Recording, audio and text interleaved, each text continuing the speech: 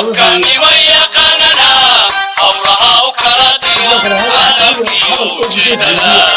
shaqaysa wada helo hadafkiyo ujeedada shaqaysa wada helo ubintiyo kormeerkana marna marna aan lagala harin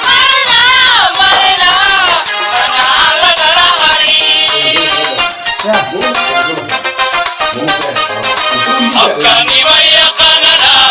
hawlaha u kala diyo hadafkiyo ujeedada shaqaysa wada helo hadafkiyo ujeedada shaqaysa wada helo